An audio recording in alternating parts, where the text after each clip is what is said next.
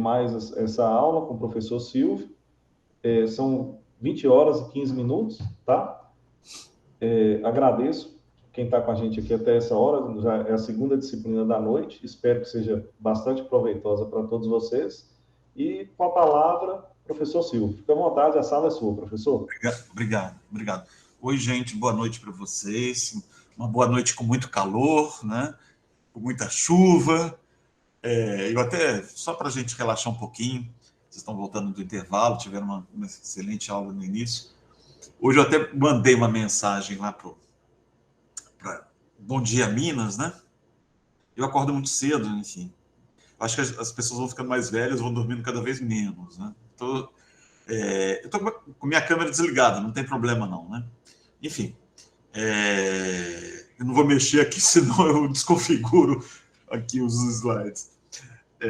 Aí eu mandei uma mensagem para eles, porque eles ficam falando, tudo bem, a chuva estraga tudo, inunda as pessoas, né? Hoje Petrópolis, né, uma cidade maravilhosa, o centro histórico novamente lá com problemas, enfim. Mas não é muita culpa da natureza essa questão, não, né? O homem também tem muita culpa, né? Aí a questão da poluição, a questão do desmatamento, enfim. Aí eu mandei uma mensagem porque eles ficam falando mal da chuva. Eu falei, escrevi assim para eles: olha, a chuva tem seus percalços, mas ela é vida. Sem a chuva a gente não vive, né? Como você sabe, eu estou aqui no Vale do Mucuri, que é uma região extremamente quente, né? Muito quente hoje, eu acho que aqui na sombra estava uns 38, um forno. E é uma região de seca, né? Tanto o Vale do Mucuri como o Vale de Jequitinhonha, né? São regiões de seca. Então a chuva é bem-vinda. Eu sei que provoca mortes, provoca desespero, provoca inundações, provoca desabrigos, mas eu não tenho essa resposta, tá, gente? Mas se a gente colocar na balança, o que é que mata mais? A falta de chuva ou o excesso de chuva? Porque são duas variáveis que a gente vai ter que viver aí para o resto da nossa vida, né?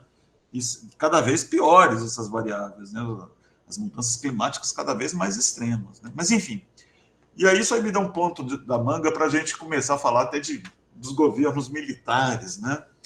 E aí eu me lembrei disso porque tinham os mais velhos aqui, vocês não vou falar a minha idade para vocês, mas existia como é que é? Sugismundo. Os governos militares colocavam essa propaganda para tentar educar a população a não jogar papel na rua, a jogar papel no lixo, a não jogar o papel da janela do carro, da janela do ônibus, enfim, para as pessoas terem um pouco de educação, né? Essa questão do Sugismundo. O Sugismundo também não gostava de tomar banho, o Sugismundo também não escovava os dentes direitos. Então se fazia uma campanha, que isso, quer dizer, ficou até no meu subconsciente para eu lembrar disso agora, né? Sugismundo. Sugismundo com chuva, aí veio a palavra na minha cabeça. Mas enfim, vamos lá, vamos continuar na nossa história brasileira fantástica, a história que ainda não terminou, né? Igual aquele livro que eu recomendo vocês lerem, né? Recomendo vocês lerem, de um grande jornalista chamado Zuemir Ventura, 1968, o ano que não terminou, né? A gente até vai passar aqui por 68, mas esse livro é fundamental, tá, gente? Fundamental para vocês lerem, entenderem também, não fora o contexto político, que foi muito forte, o contexto econômico também muito forte, o contexto social, né? Dessa década de 70, né? Década de 60, década de 70, que foram anos, como falava aquela minissérie, anos rebeldes, né? Alguma coisa nesse sentido.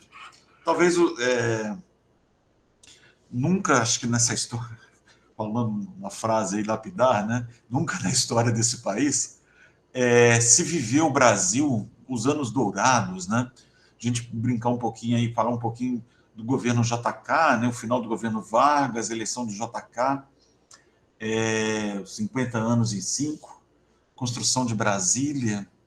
Alguns falam, alguns teóricos até hoje criticam muito a construção de Brasília, que a gente paga até hoje, né? Via títulos públicos, a gente paga a construção dessa cidade até hoje. Será que são questões também para nós da academia, para nós, vocês, eu também, vocês estão fazendo uma especialização, é uma grande pergunta. Se vocês me perguntarem a resposta, eu não tenho. Será que valeu a pena Brasília? Será que valeu a pena construir Brasília, levar a administração pública, levar o Estado, né, para o coração do Brasil? Será que valeu a pena? Será que se a capital ainda fosse, o Distrito Federal ainda fosse a cidade do Rio, né? Será que o país estaria em outras condições? O Estado estaria em outras condições? Enfim, são questões ainda que estão na ordem do dia, né? O governo JK promoveu isso, né? O governo JK também promoveu deu uma luz ao Brasil, né? E vinha de um governo Vargas, vinha de uma Segunda Guerra Mundial, vinha a cidade já não cheirava mais a cavalo, né? O Brasil já não começava a cheirar mais a cavalo, já tinha um processo de industrialização. O JK fez também algumas opções econômicas um pouco que aí os governos militares também acompanharam essas opções econômicas. Por exemplo, só também mais um balão de ensaio para colocar em cima da nossa cabecinha, igual história em quadrinho, né? Ficar aquele pensando. Será que foi uma opção certa o Estado bancar uma indústria automobilística no Brasil? Será que foi uma opção certa optar por construção de estradas ao invés de construção de ferrovias? Nem vou em ferrovias, vocês devem estar pensando que eu estou tentando imitar o governo norte-americano, mas aí também tem algumas diferenças. Eu sei que o nosso tempo aqui é extremamente curto, mas eu acho que a minha ideia é colocar essas interrogações na cabeça de vocês, né? Que todo mundo já falei isso com vocês, todo mundo já viu isso ao longo da vida de vocês já ouviram essas histórias, né? Essa época no mundo, né? Talvez alguns de vocês sejam até nascidos nessa época, né? Enfim, essa opção pela indústria automobilística foi uma boa opção? Será que, se tivéssemos também a opção da hidrovia, não seria uma alternativa, um país rasgado por rios? A hidrovia hoje, acho que não chega nem 10, 2, 3% da carga na logística nacional hoje, né? Temos pouquíssimas hidrovias no país, pouquíssimas. Temos pouquíssimas linhas férreas no Brasil. Está se construindo ainda, né? Norte-Sul, Sul-Norte, que uma estrada que nunca acaba, né? Uma ferrovia que nunca acaba, 20, 30 anos construindo. Isso para não falar de outros sonhos que eu já vou dando um spoiler aí para frente, uma tal de Transamazônica, que até hoje não se sabe o que é isso, né? Enfim, e fazendo aí um paralelo, né?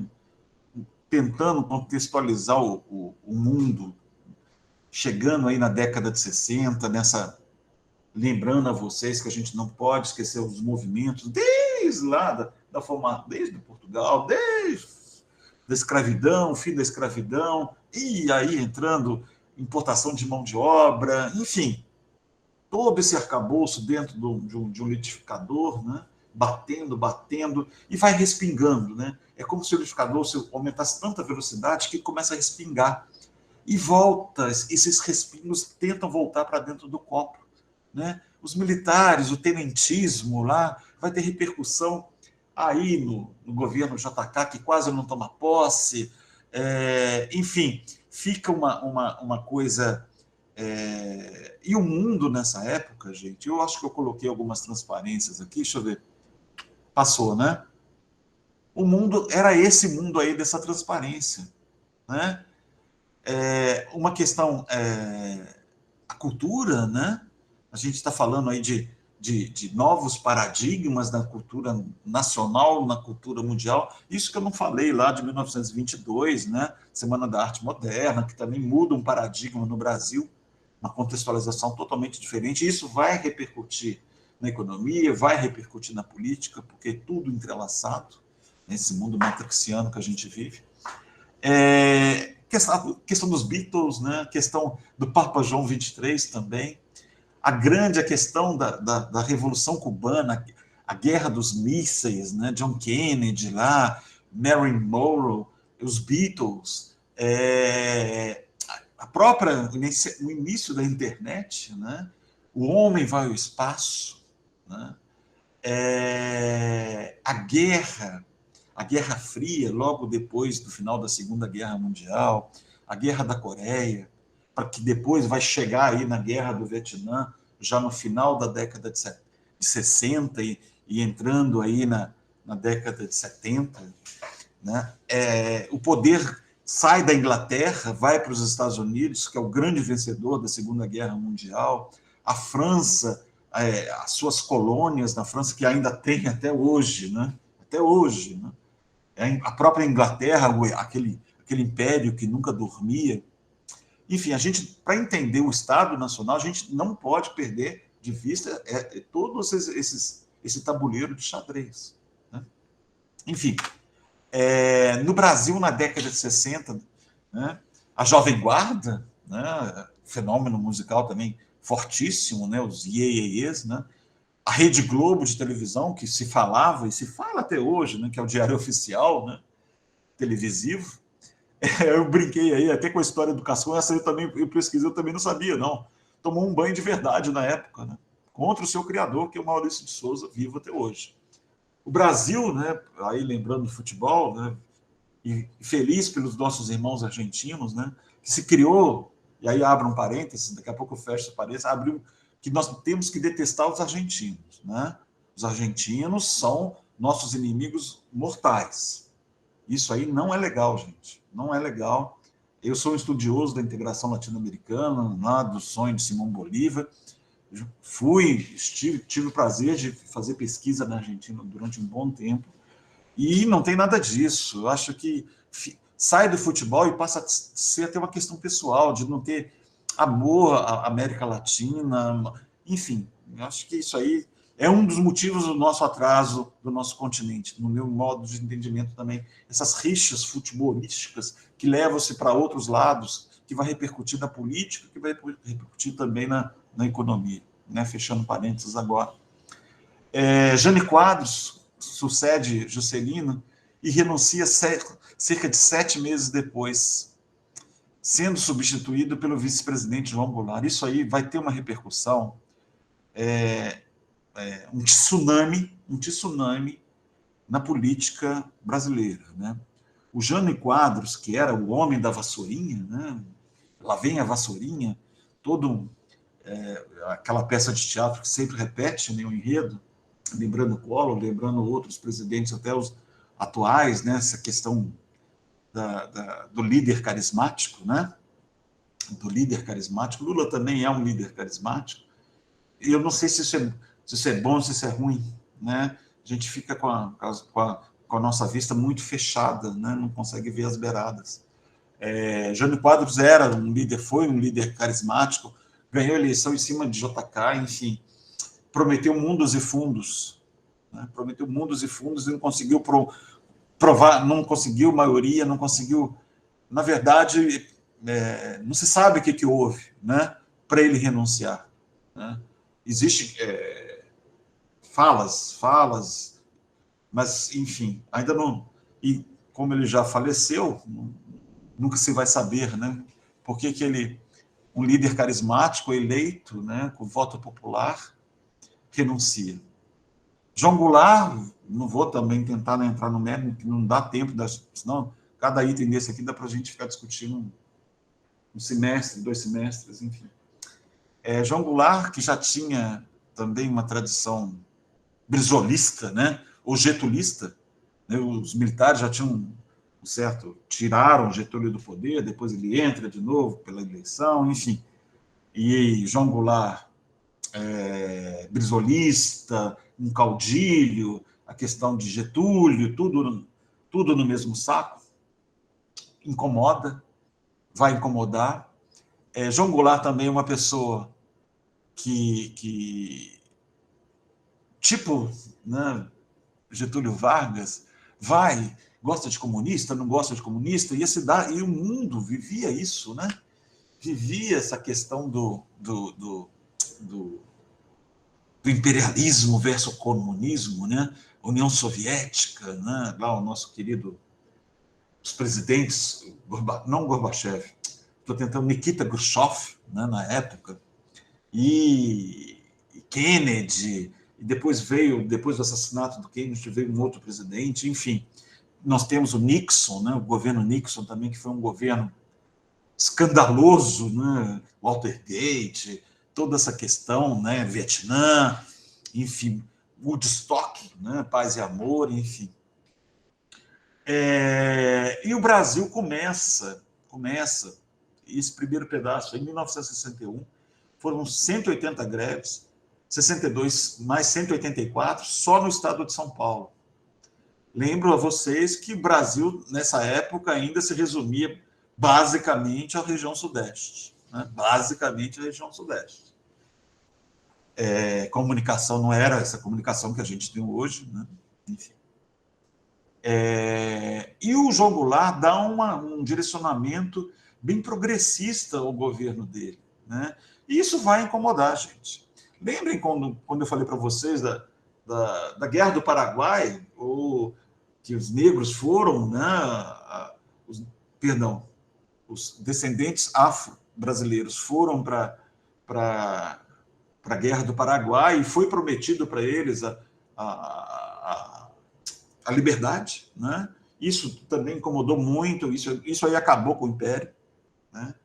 A proclamação acabou que veio a proclamação da República, e isso também é uma variável que até hoje a gente paga por isso, tá? Eu não sei se eu cheguei a comentar isso com vocês, essa questão dos povos originários, dos escravos, também não é uma porta fechada ainda.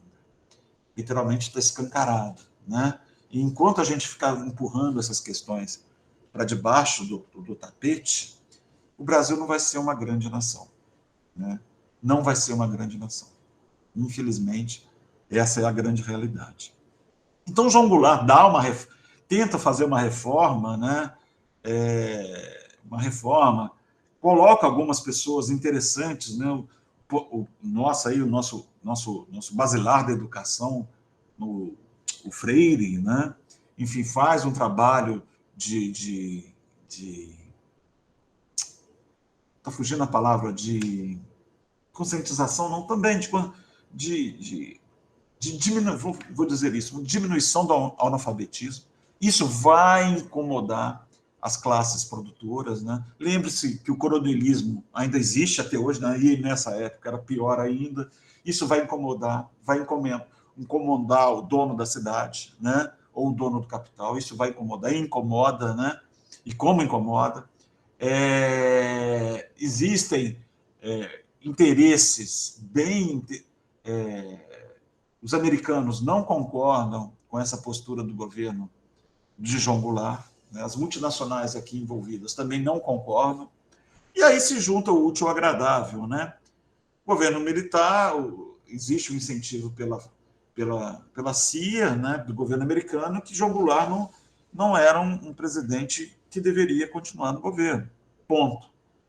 Né? E isso foi decidido e isso foi feito. Né? Hoje existe uma corrente que se fala que não houve um golpe militar.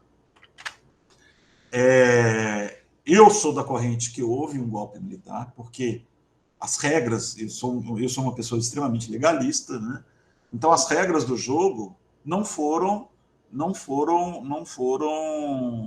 estabelecidas, não foram cumpridas, né? Ele foi eleito dentro das regras que eram. Ele era um vice-presidente e tomou posse, né? Enfim, e houve uma ruptura disso aí. Então, para mim, foi um golpe militar mesmo que ocorreu no Brasil, né? Não tem outro entendimento no meu sentido. E por que houve? Existem vários livros a respeito disso, gente. Camaçais, estudos, dissertações de mestrado, teses de doutorado, pós-doutorado, com relação a essa questão, né? Que ainda é uma ferida para a gente, né? Não preciso nem falar muito dos eventos atuais, né? Vi de Brasília ontem, né? Brasília hoje também. Há uma ruptura, né? Uma ruptura pesada na questão do Brasil, né? Uma aliança entre o capital nacional, o capital internacional e certa parte da igreja também apoiam um novo governo, né? E aí está até grifado, né, o inimigo vermelho, né? Então vem todo um movimento de como é que é, pátria amada, abaixo os comunistas, né? Parece que eu estou falando esse discurso ontem, né? Isso foi, quer dizer, não, o vermelho não é nossa cor, né? Nossa cor é verde e amarelo, é a ordem e o progresso, né? Aquele Augusto Conte deve estar se remoendo no túmulo. Enfim, então se achava, né, que o Estado, né, ia tomar conta de tudo, né, e que comunista come criancinha, né, o medo lá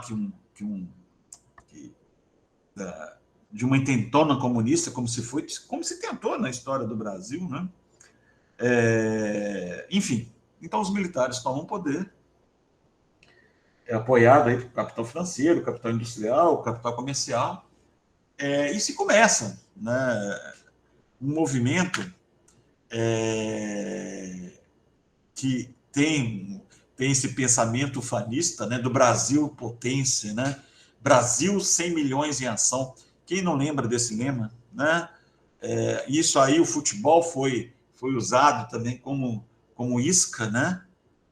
As músicas, né, ufanistas, né? É o Brasil que dá certo, é o Brasil que cresce 50 anos em 5, né? Pegando o lema lá até de JK. E não foi isso. Aí é um grande debate também, né? É um grande debate. Eu já falei para vocês que o capitalismo, e aí fazendo até um paralelo, tá, gente? Abrindo mais um parênteses. Não sei se eu cheguei a comentar, mas eu vou chegar a comentar com vocês. O capitalismo é o risco. Vamos supor, exemplo, que nós todos aqui pegamos o nosso fundo de garantia, fomos mandados embora, juntamos o dinheiro e montamos uma barraquinha de venda de cachorro-quente dentro de um carro, em frente ao Instituto Federal do Norte de Minas Gerais, no campus daqui, de onde eu estou falando, de Teófilo Otoni. Tá? E aí, de repente, a gente está lá super feliz, vendendo cachorro-quente, todas as nossas economias estão ali, e de repente cai uma árvore em cima da nossa barraquinha de cachorro-quente e quebra tudo. Tem algum culpado? Não, é a natureza. Nós quebramos. Eu vou pedir ajuda ao Estado? Não, eu quebrei. Né? Eu tenho que arregaçar as mangas, nós temos que ir para a luta de novo. Só que aqui no Brasil nunca aconteceu isso. Nunca aconteceu e, pelo jeito, eu acho que nunca... Oi, estou sem ouvir nada. Tá sem... Vocês não estão me ouvindo? Oi. Professor, aqui para mim o áudio está normal. Tá normal. Posso continuar, então? Posso? Sim. Beleza. Então, privatizar o lucro e socializar o prejuízo. O Estado, né, o governo Delfim Neto, né, aquele gordinho, em São Paulo tinha até um adesivo, né, quando o Delfim Neto saiu do Ministério da Fazenda, da Economia, da Fazenda que falava na época. Gordinho era feliz e não sabia. E aí assume, né, o czar da economia, né, o senhor Delfim Neto, professor Delfim Neto, um gênio, né, uma pessoa extremamente inteligente. Antes ele tinha até, recentemente, ainda escrevia uma coluna na Folha de São Paulo, parou de escrever, né? O Delfim Neto hoje deve estar com quase 90 anos, né? Mas é um gênio. Enfim, e ele conseguiu, gente, vocês estão vendo que eu estou queimando etapas, tá? Eu estou falando aqui de 30 anos, 20 anos em 10 minutos, 15 minutos, tá? Ele promoveu o milagre econômico. Os militares conseguiram promover isso. Estradas, siderúrgicas, hotéis, até energia nuclear, a Marinha, o Exército, a Transamazônica, Usiminas, Açominas, enfim, se deu uma pujança que nunca se tinha dado ainda. Né? A economia brasileira crescia 5%, 6%, 7%. Nenhuma economia no mundo crescia tanto. Por isso essa frase milagre econômico. Né? De 69 a 73, a gente está falando aí de 4 anos. Né? E foi um crescimento via... Mas por que? Tinha dinheiro lá fora sobrando. Né? O que vai acontecer em 73, gente? O choque do petróleo. E aí que a ficha começa a cair. Tá? Houve, e eu só quero falar um pouquinho disso, houve um crescimento da economia, mas você não tinha liberdades individuais. Você não tinha sindicato para cobrar nada. Sindicato, quem era sindicalizado era preso, torturado ou morto. Né? Que, abro aspas de novo, abro um parênteses, que é uma história que não foi contada no Brasil ainda. Argentina, Uruguai já contaram essa história. O Paraguai está contando. Nós aqui estamos debaixo do tapete. Né? Torturadores, torturados. Qual que é o papel do Estado nisso aí? Uma pessoa foi torturada por um agente do Estado. Alguém tem que pagar essa conta. Não é? É a lei. Esse papo de anistia ampla, geral e restrita, isso é, para mim, no meu humilde pensamento, é história para boi dormir. Tá? Eu acho que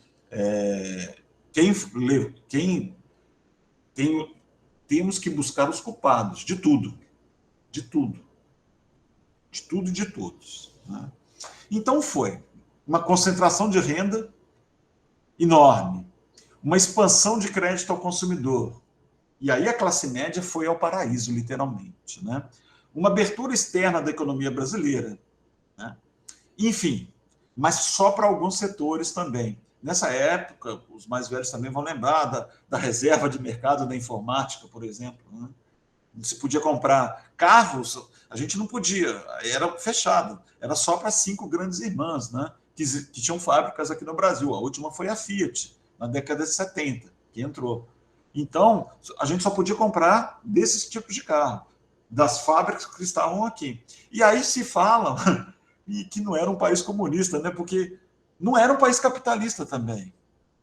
Porque não tínhamos o mercado. O mercado não era aberto ao mundo. Eu faço um desafio para vocês. E olha que nós estamos no século XXI. Me falem 6 bancos grandes nacionais. Não tem, gente. Não tem. Me fale mais de 5 empresas que exploram postos... Não, 6 empresas nacionais grandes que exploram postos de gasolina no Brasil inteiro. Me falem mais de 4, 5 empresas de bebidas nacionais, não estou falando de tubalinas que fornecem só local, não. Estou falando em termos nacionais, tá, gente? Não tem. É um mercado altamente concentrado. E nessa época era mais ainda. Então, volta a falar, socializa o prejuízo, vamos crescer uma dívida externa gigantesca que a gente paga hoje, dívida pública. Quando se fala dívida pública hoje, ou quando se fala que o mercado não está gostando de certas pessoas, é mais ou menos por aí. Porque ninguém quer mexer em time que está ganhando. Ou um time que está dando muito lucro. Né? Vai perguntar se a Febraban quer que bancos americanos operem no Brasil.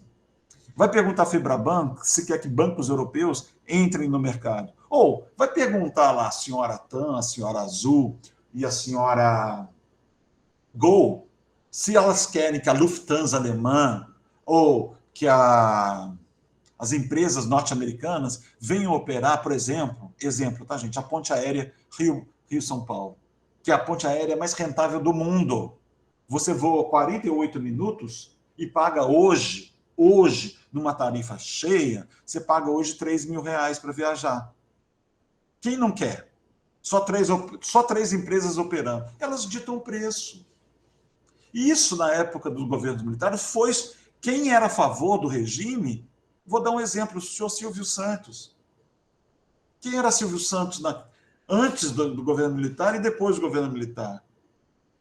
Certo? Enfim, N empresários É muito fácil você ser empresário do Brasil quando você tem um BNDES, nessa época aí, que você pegava empréstimos de 30, 40 anos para começar a pagar, e quando vencia, você chegava na imprensa, olha, eu não vou pagar não, que eu vou fechar e vou mandar 5 mil pessoas embora. E é o que acontece isso até hoje, gente. Entenderam? Você pega empréstimo, isso para o grande, porque o pequeno é aquele exemplo que eu dei o nosso lá do nosso barraquinho de cachorro-quente. Para esse o capitalismo funciona, mas para os outros não, para os grandes, para os tubarões. Não estou com um discurso esquerdista aqui, não. Eu já falei para vocês que o meu partido sou eu, né? É exatamente isso que ocorre. Não é o capitalismo. É um socialismo. Na verdade, é um comunismo. Né? Porque o Estado brasileiro se avolumou, se cresceu tanto, várias estatais, que hoje também está na ordem do dia, não vai privatizar a estatal, então o dólar aumenta e a bolsa cai. Quer dizer, as estatais são do povo. Nós pagamos para termos tido uma Vale do Rio Doce. Nós ainda pagamos para termos tido uma Petrobras. Ainda se paga via dívida pública. Títulos de 40, 50, 60, 80 anos. Né? Enfim, só que nós temos uma memória muito curta. O brasileiro ele vive muito ao curtíssimo prazo. Ele vive hoje. Professor, mas eu acredito que sim, porque ele tem que matar uns 50 mil leões por dia para ele sobreviver, não viver. Né? 20 milhões de pessoas, 30 milhões de pessoas. Os dados, vocês devem ter visto, semana passada, o IBGE soltou alguns dados, mais de 15 milhões de pessoas vivem com menos de R$ 140 por mês, gente. Alguém nessa sala aqui vive com menos de R$ 140 por mês? Não, não vive. Tenho certeza disso. Enfim, esse é um Brasil que muitas vezes a gente coloca uma venda nos olhos, né? E principalmente a nossa classe dominante, ou, não quero usar essa linguagem marxista, ou os donos do capital, ou os empresários, né? Mas existem empresários e empresários também, né? Toda regra tem sua exceção. Mas ainda continua isso. Continua. A Fiesp continua a Fiesp. A FIENG continua a FIENG, a Firjan, e assim sucessivamente. Eles estão defendendo os lobbies, os interesses deles. E a população ainda não tem uma conscientização disso. Infelizmente não tem, vai demorar a ter. Né? E vai demorar a ter. Né? Os governos militares centralizam, né? Destroem a democracia, né? Uma democracia incipiente que vinha lá de JK, que está até da segunda eleição de Getúlio Vargas, né? Colocam 2 partidos, né? Arena e MDB, que até hoje, se a gente for buscar os partidos aí do Centrão, estão ali na Arena, né? Se a gente for buscar alguns partidos de esquerda, estão no saudoso MDB, né? Só mudou as siglas, né? Temos aí as mordaças, né? Os atos institucionais pesadíssimos, AI-1, AI-2, AI-3, o famoso AI-5, né? Que acaba com o Brasil, né? Acaba com o Brasil. Eu fiz aqui depois, não vou entrar em detalhes desses presidentes, né? Penso que fizeram um desserviço ao país, né? Eu acho, na minha humilde opinião, e respeito a opinião de todos vocês, se a gente colocar na balança as benesses aí econômicas, que sai esse, abre aspas, milagre econômico, fecha aspas, e jogar o preço que se pagou por isso, eu acho que a balança não é favorável aos governos militares. O preço foi muito alto. Na verdade, o preço está sendo alto. Né? Hoje, dia 13 de dezembro, né? A gente não sabe o que vai acontecer hoje ou amanhã. Podemos ter um golpe de Estado a qualquer momento. Uma sede de uma Polícia Federal é invadida e não se faz nada. Enfim, todo mundo tem o direito de expressar, mas todo mundo tem que respeitar o direito do próximo também, né? E isso não está ocorrendo. E isso é muito triste, tá? É como se a gente estivesse voltando nessa época, 67, 68, o governo aí Costa e Silva, né? Que fechou o Congresso, instituiu o AI-5. Parece que está sendo feito isso tudo novamente. É uma ferida, gente, que não foi fechada. E o Estado, parece que as pessoas confundem muito coisas de política e coisas de Estado. Infelizmente, nós não temos essa continuidade aqui. Alguns no imaginário de você, constrói uma ponte que não liga lugar nenhum. Aí vai o outro governo e deixa aquela obra abandonada. Por quê? Porque a gente não sabe separar o que é Estado do que é política. Operações de Estado, sabe? Estado tem que ter uma continuidade. Não é você queimar tudo. Não, o Brasil vai começar da estaca. Não vai começar não pode começar da estaca zero de novo. É o que está acontecendo nesse exato momento, né? Tudo começando da estaca zero. Enfim, aí eu coloquei alguns dados do AI-5, né? E aí vem um outro governo também pesado, né? Pesado do ponto de vista das liberdades individuais, né? O Estado cada vez mais parecendo um Estado comunista, né? Mas com seus DOI-codes, né? Com a tortura comendo solta, né? Esse também foi um governo também péssimo, né? Não foi a comunidade internacional também. E aí tem um ponto que os Estados Unidos da América são extremamente culpados, não só com relação ao Brasil, mas com relação a toda a América Latina, né? Argentina, o Chile, o Paraguai, o Uruguai, enfim, o Chile em 73, lá o golpe de Estado, né? Do Pinochet, enfim, uma tortura pesadíssima também.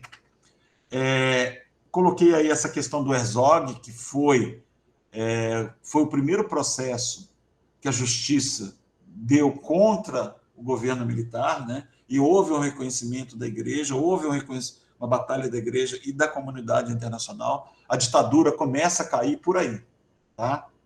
Começa a cair por aí. O governo Figueiredo tenta uma abertura, né? Ele que deu os pontapés iniciais para ir para um colégio eleitoral, né? Que tem uma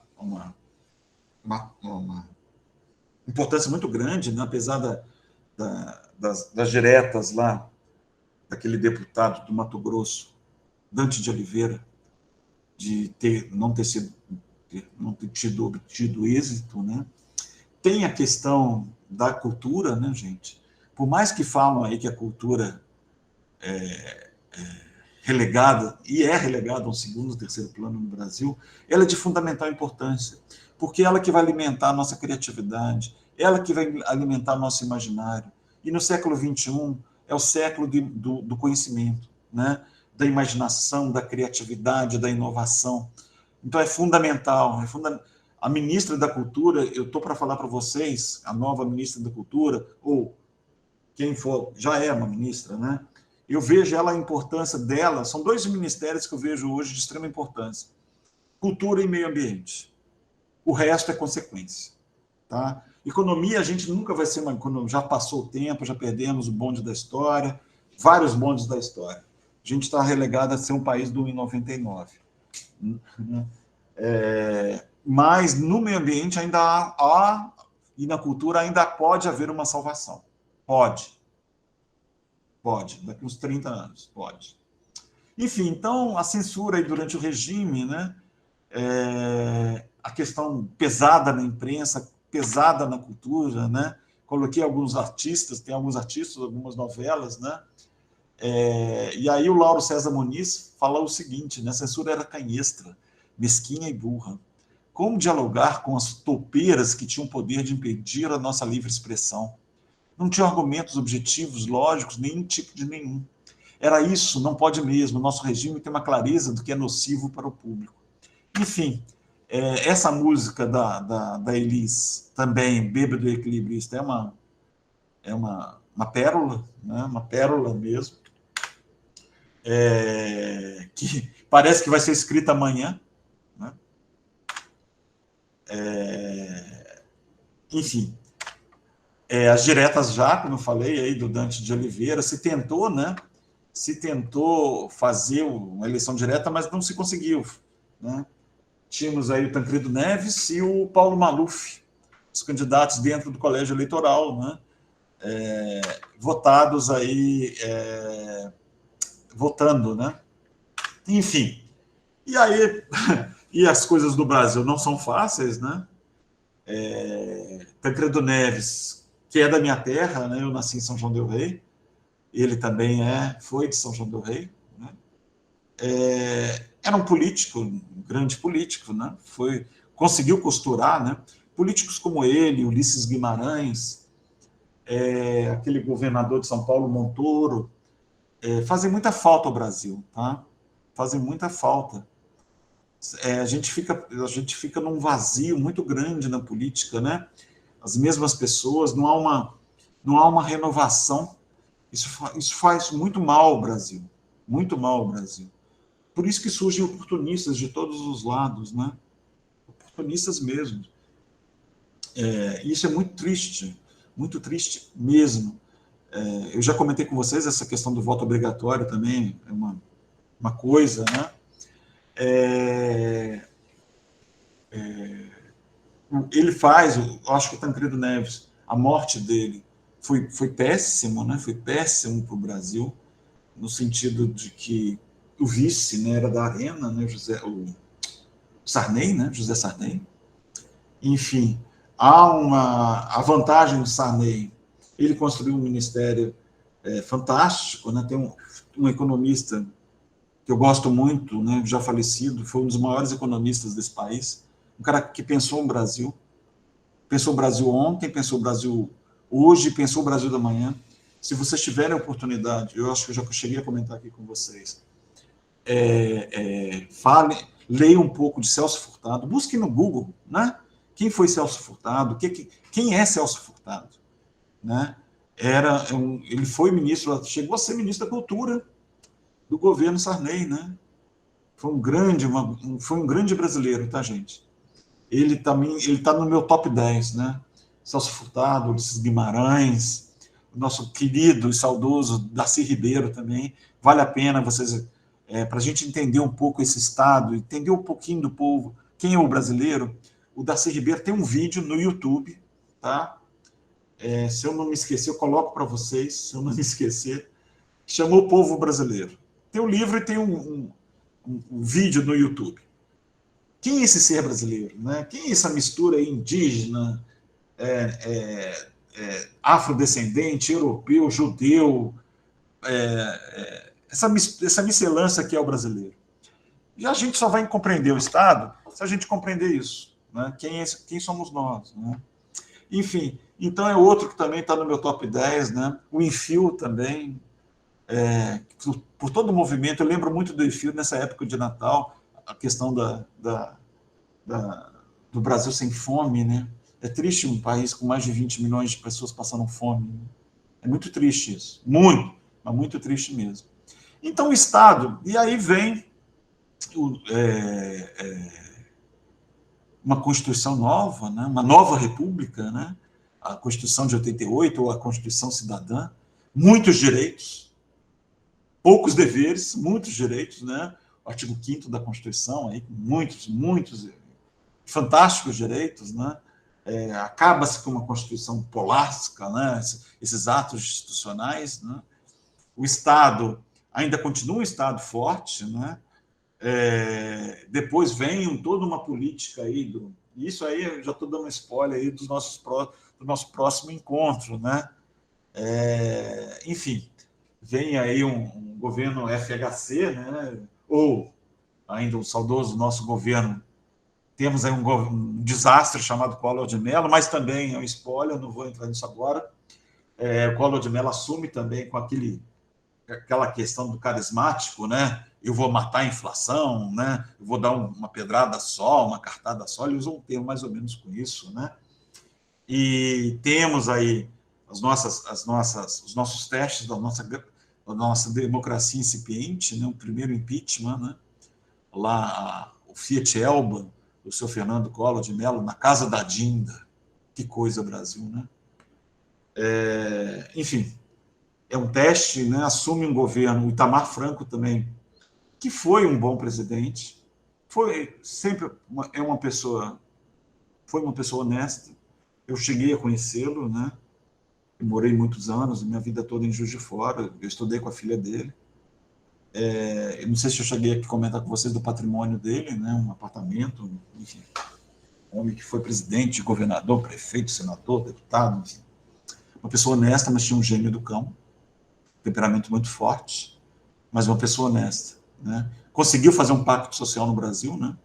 Juntou de Erundina a Fife Domingos no mesmo ministério, conseguiu juntar todo mundo nesse ponto, teve um governo, criou aí o Plano Real, um plano de estabilização, promoveu seu ministro da presidente, Fernando Henrique,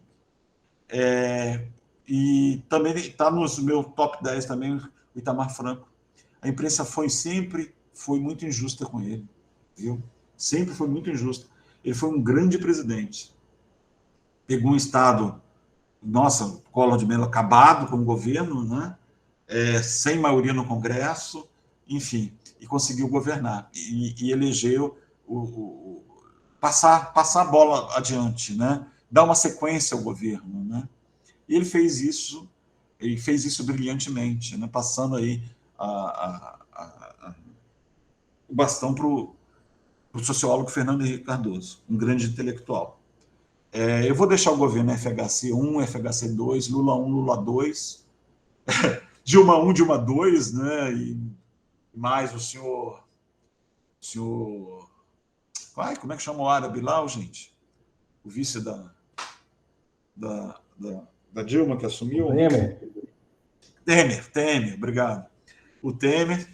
E aí o nosso querido aí, sei lá, o atual governo. A gente vai falar isso na nossa próxima aula, nas nossas cenas dos nossos próximos capítulos. Tá bom? Deixa eu fechar aqui os slides para a apresentação. Eu acho que eu falei muita coisa, muito rápido, em pouco tempo. Hein, professor Alessandro? Não, está ótimo. Eu acho que a sua câmera está fechada. Deixa eu abrir lá aqui.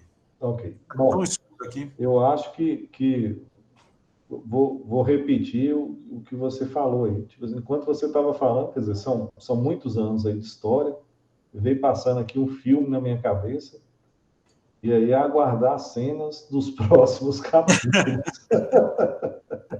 É muita história, é muito detalhe, né, Alessandro? Isso, muito detalhe. Aí, eu vim acompanhando aqui no chat aqui os comentários dos alunos, quer dizer, falar dessa história aí, que é uma história, às vezes, que está tão longe, mas tão recente, né? Entendeu? Que ela ainda não acabou, vamos dizer assim. Não literalmente, acabou. ela está em curso. E aí, muitos comentários, muitos posicionamentos e tal. Agora são 21 horas e 2 minutos, a gente tem aí 10 minutinhos, professor. Eu vou abrir aqui para os alunos, aí o pessoal, né? A palavra tá franqueada aí, se posiciona aí, tá? Vamos lá, colegas. Já falei que eu sou igual Tim Maia, eu preciso de retorno. Questionamentos, vamos, moçada.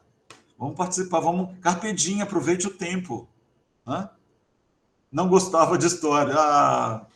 Mas a história, gente, professor Sebastião, a história é viva, né? A história é viva, a história é todo dia, né?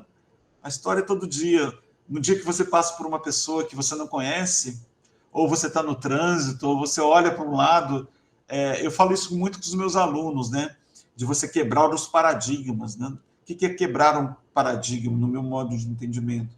É de você começar a ver o mundo de outras formas, né? De fazer um caminho para casa diferente, comer um prato diferente, ver uma coisa diferente, ir num local diferente. Ou seja, você vai aumentando a sua história, né? Obrigado, professor Sebastião. Obrigado.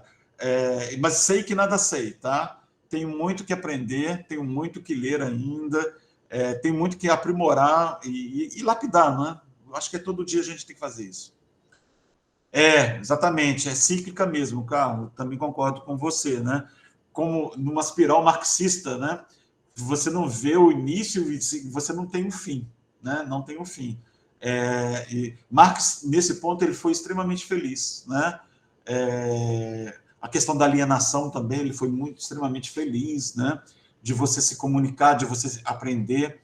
E aí o nosso querido Paulo Freire, que eu cheguei a comentar no início da aula também, fez um movimento, uma obra magnífica, recomendo, temos muitos professores, temos muitos servidores do Estado aqui na área de educação. Paulo Freire é fundamental. Parece que Paulo Freire vai escrever um primeiro livro dele amanhã, de tão atual que ele é. Obrigado, Raquel. Obrigado mesmo. Sim, corrupção. Hélio. Hélio, eu acho que é aquela história que ainda precisa ser contada, né? E como precisa ser contada? Na minha visão, eu conheço... Vou dar um caso para vocês, gente.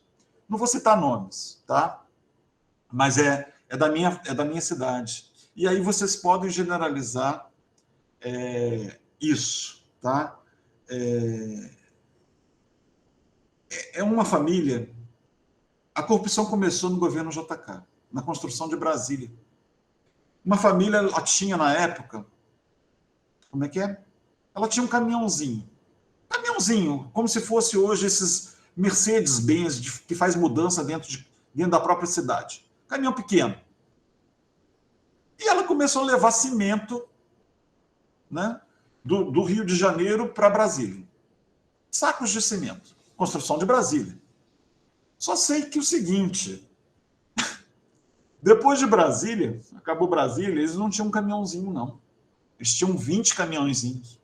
20 fazendas. E aí veio os governos militares. Nos governos militares, como eu já citei aqui, a Transamazônica, dando o exemplo da Transamazônica, né, são várias. Na verdade, o Estado também teve que assumir esse papel, né? Olha, se der certo, a gente apoia os governos militares. Se não der errado, a gente apoia do mesmo jeito também. E eu que não vou colocar o meu dinheiro para construir uma estrada.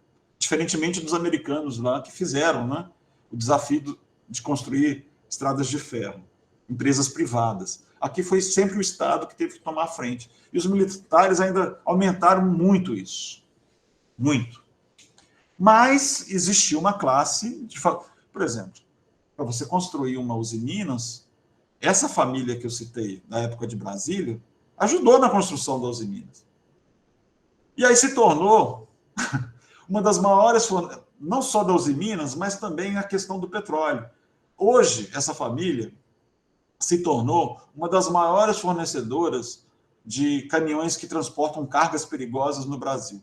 Não vou dar nomes. Quer uma outra família? Que também, aí foi só dos governos militares, Hélio Júnior. A família, aí eu posso citar nomes, porque isso aí já está no Ministério Público, então já é de conhecimento público. A dona da Gol Linhas Aéreas, que é uma empresa de ônibus, né? E que é uma empresa de ônibus na região de Brasília, do Distrito Federal. A família, me esqueci o sobrenome da família. Também teve benesses do Estado, do Estado, do governo militar. E outras famílias que a gente pensa que somos heróis nacionais. Nós, quando eu assisto um senhor Abílio Diniz na CNN falando sobre ser gestor, eu fico estarrecido, porque é muito fácil você ser um grande empresário quando você não tem risco. Quando você vê um José... como é que é? Que já morreu. Família... Donas de cimentos do Brasil, aí, dona do Banco Votorantim, família dona do Votorantim, mesma coisa. Cresceram nas benesses do Estado militar, né? Não tinha risco, não tinha concorrente. Eu vou vender o saco de cimento para o Estado brasileiro, me custou, meu lucro é R$20. Não. Mas para o governo brasileiro, eu vendo por 200. E se comprava por 200. Isso acontece até hoje, né? Apesar que hoje a gente tem muito mais transparência, nós temos um Tribunal de Contas da União extremamente rápido, extremamente aberto, né?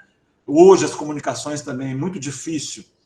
O Estado digital fica muito mais difícil a corrupção, né? Muito mais difícil, contas abertas, né? Mais transparência, enfim, mas muita gente, quando o Hélio Júnior, eu vou cometer, quando a gente vê essas manifestações violentas que estão ocorrendo aí fora, você pode ter certeza, você deve lembrar da minha aula passada ou da aula retrasada, economia e política são irmãs. Se a economia vai mal, ou se você vai mexer em interesses já estabelecidos, você está ferindo alguém. Então, tem gente que não quer que mude isso. Lembre-se que o atual governo colocou mais de 20 mil militares na administração pública, né? Primeiro, segundo, terceiro, quarto, quinto escalão. Tem gente que se acostumou com isso. Ou em termos de renda, ou aquele bichinho do poder, que quando nos morde, sai de baixo, né? O bichinho do poder é pior que o poder financeiro. Isso também, Márcio, a questão das isenções, aí quem paga imposto nesse país é a classe média para baixo, né? Tem esses lemas também. E não sei se eu cheguei a responder vocês, eu coloquei mais dúvida na cabeça. Alessandro, tem mais algum questionamento aí no chat? Por favor. Não, professor. O pessoal participou aí bastante, interagiu aí com você via chat aí, né? Eu acho que a aula foi excelente. Eu acho que o assunto daria para a gente ficar aqui bem mais tempo aí, porque é algo que é histórico, mas é atual. Ele tá mexe com o nosso dia a dia, né? O nosso dia a dia. É verdade. Mexe com todo mundo, tá aí, né? Quer dizer, a gente está vivendo. Ô, Alessandro, gente, olha, eu recomendei alguns livros, assim, existe esses livros, vocês encontram até em PDF, né? Aí na grande rede, né? Tem muito site aí que tem muitos livros. Por exemplo, esse que eu falei, que é um romance, né? Eu acho que quem gosta de cultura vai gostar. 1968, o ano que não terminou, do jornalista Zoemi Ventura, né? Um grande jornalista, por sinal. Vale a pena ler, né? O do Celso Furtado, eu acho que eu já falei na semana passada, né? Gente, qualquer livro do Celso Furtado, ele tem um monte de livros, né? Mas o clássico deles é Formação Econômica do Brasil, que também vale dar uma... Eu como mineiro aqui, tenho um monte de mineiro, né? Mineiro passa os olhos, né? Vale a pena passar os olhos, né? No Celso Furtado, que também foi um dos maiores brasileiros vivos, né? Também nosso querido e saudoso Darcy Ribeiro, que, por exemplo, Darcy Ribeiro, para quem não conhece, ele que criou o UNB, né? O CIEPS, do governo de Brizola, a educação integral, né? Que não deu certo, né? E na época foi criticada até pela Rede Globo, né? Que CIEP, quer dizer, CIEP era Darcy Ribeiro sempre à frente do seu tempo, né? São pessoas que estão à frente, são os paradigmáticos, né? Enfim, então essa carga de leitura, eu vou ver se eu coloco lá para vocês também alguns links para vocês, né? O povo brasileiro é primoroso, a série, o livro é bem melhor, é fantástico. E aí, um momento também, eu acho que eu falei do Saramago com vocês na aula passada, um livro que vocês também não podem deixar de ler, que está no momento atual, que é um ensaio sobre a cegueira. Tem o filme também, Sessão Pipoca, caso queiram ver, mas o livro também é muito bom. Alessandro? Ok, professor. Bom, chegamos ao final aí de mais uma aula com o professor Silvio. Excelente aula, obrigado pela partida e por estar conosco aí até esse momento. Agradecer aos alunos que estão há mais de 2 horas aí acompanhando com a gente, tá? E é isso. Uma boa noite a todos, um bom descanso. Eu sei que esse final de ano, para quem é da educação, está muito puxado, mas vamos que vamos. Segurar firme aí e seguir em frente, tá?